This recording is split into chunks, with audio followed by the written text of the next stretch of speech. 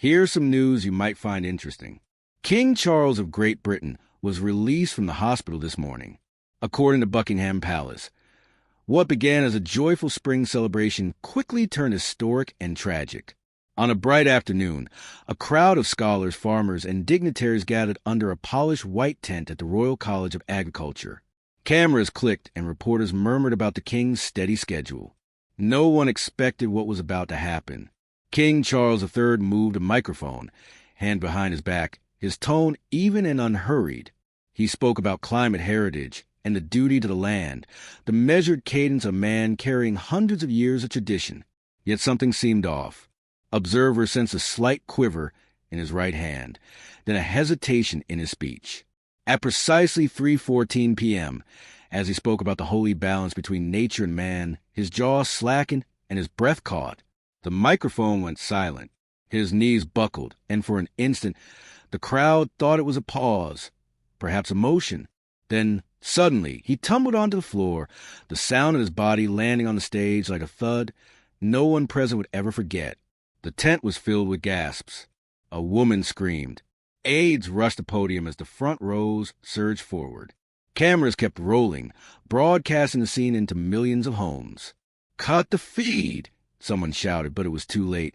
The live stream froze the exact moment his body hit the floor, an image that spread faster than the palace could contain it.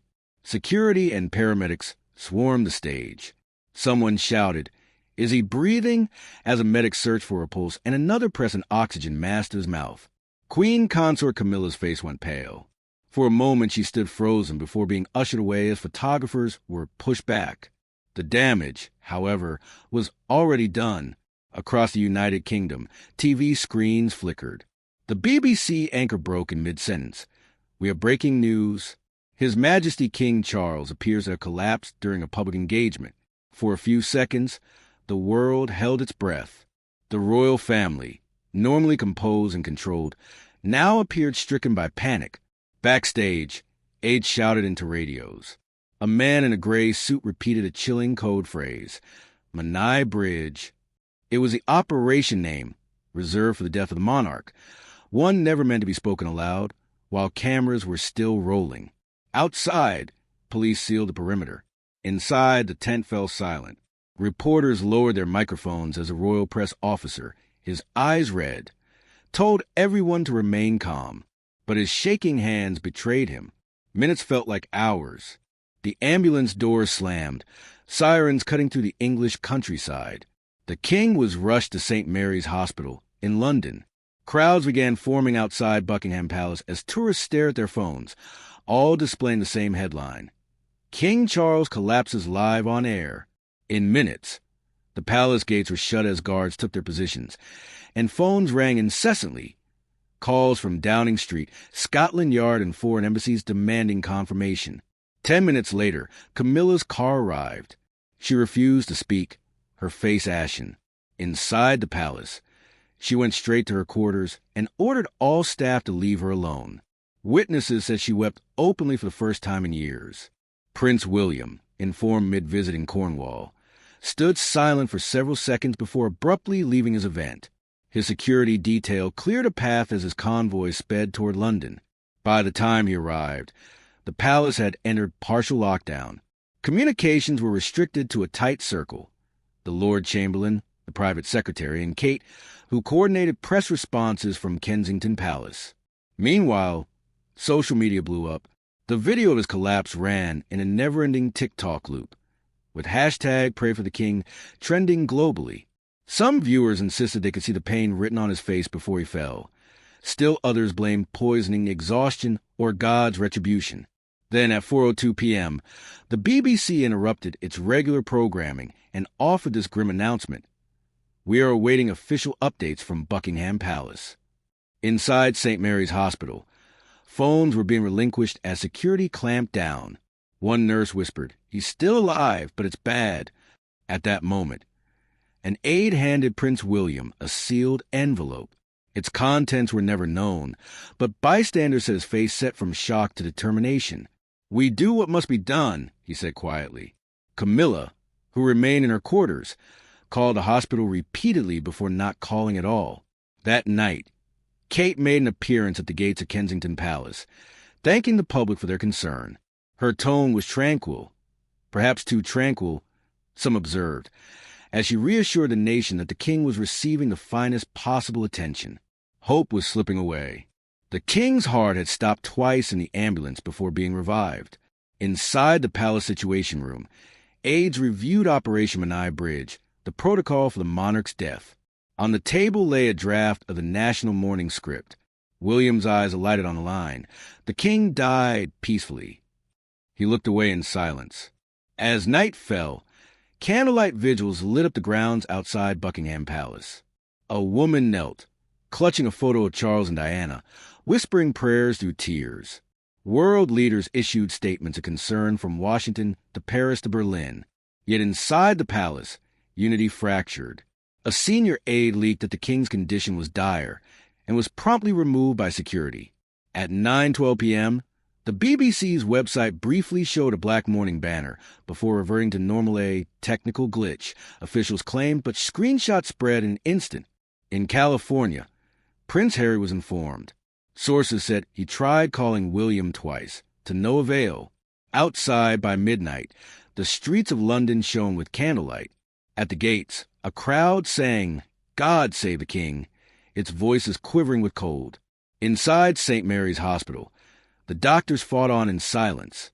A priest had been called, not an acknowledgement of defeat, but a precaution. The royal chaplain stood by as Camilla's motorcade arrived at 1:30 a.m. Witnesses saw her enter the hospital through a private entrance, her eyes cloaked behind dark glasses. Aides whispered that William and Camilla hadn't spoken since the collapse. The tension between them, long rumored, was now undeniable. In the early hours, William stepped outside the hospital for the first time, his face lit by flashing cameras. "My father is a fighter," he said. The words echoed across every screen, though his voice betrayed little conviction. Meanwhile, Kate was spotted leaving Kensington alone, holding a folder labeled Transition Notes. 3 a.m., a senior palace doctor signed an update. The king remains in critical but stable condition. It was the last official communication for 12 hours. By morning, London was paralyzed. Newsstands sold out before dawn. Church bells tolled, though no one knew why. It felt like the end of something that hadn't yet been declared. Rumors spread Charles had been moved to a secure location. A statement was imminent. The prime minister had been summoned. None of it confirmed. None denied. On social media, the theories swirled. A grainy video here purportedly showed William entering a briefing room, proof he had already assumed regency duties. Another photo here, of Camilla crying, proclaimed her the last witness. By 10 a.m., the BBC returned to live coverage. Outside the palace, crowds clustered, waving banners bearing messages like "Stay strong, Your Majesty."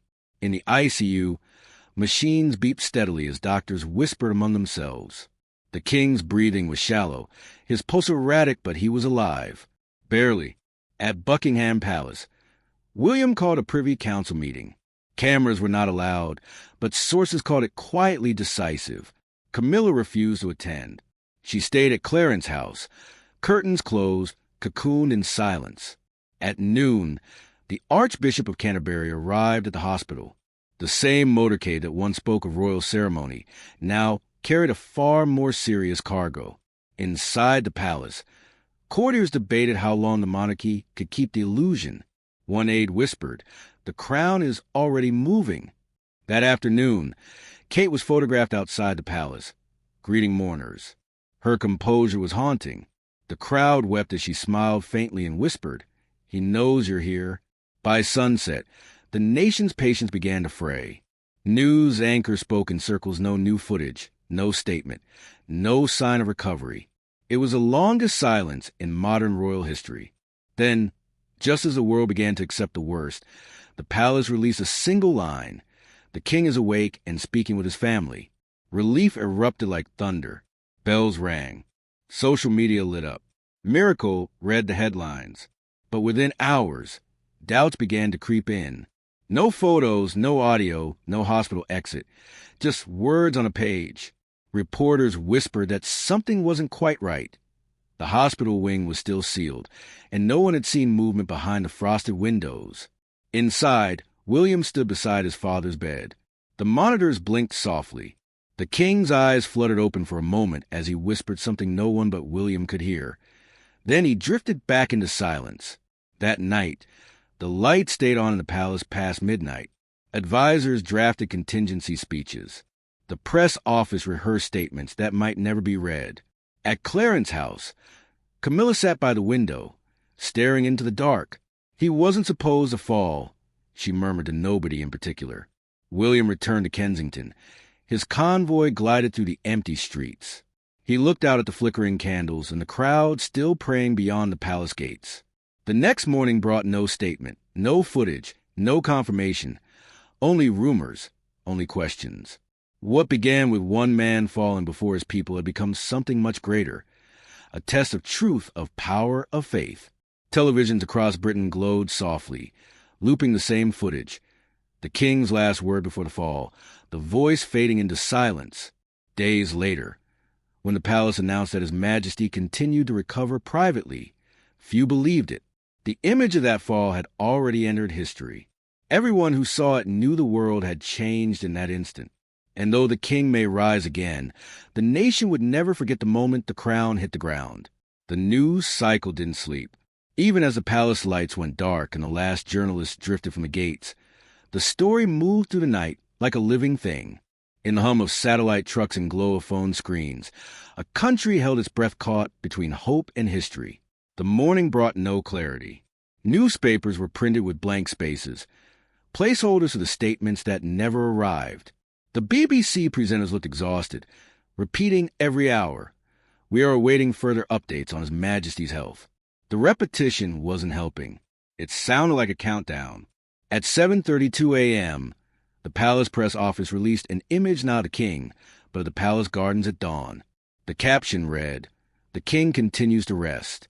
Intended to reassure, it only deepened suspicion. Why the gardens? Why not the king himself? People whispered over the cafe tables across London. Some said the archbishop had already anointed William in private. Others insisted the king had suffered brain damage, that his breath remained, but his words were gone. No one knew what was true anymore, and that uncertainty was more powerful than any headline. At 9 a.m., William was back at St. Mary's. The crowd outside was smaller now, quieter, almost reverent. He moved quickly, ignoring reporters' questions. Cameras caught only his reflection in the glass before he disappeared inside. In the ICU, the rhythmic beeping of machines filled the stillness. His father's face was pale, drawn taut beneath the tubes and monitors. William stood silently, watching the faint rise and fall of his chest. When the doctor finally spoke, his voice was low.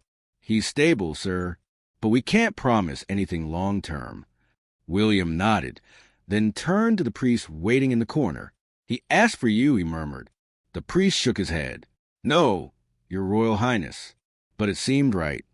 Outside, an unmarked black car waited. Inside sat two government officials, briefcases resting on their knees. They weren't from the palace. They were from Whitehall, there to discuss constitutional contingencies. One opened a file labeled Regency Procedures. The other closed it again without a word. In Westminster, the Prime Minister summoned her cabinet into a closed session.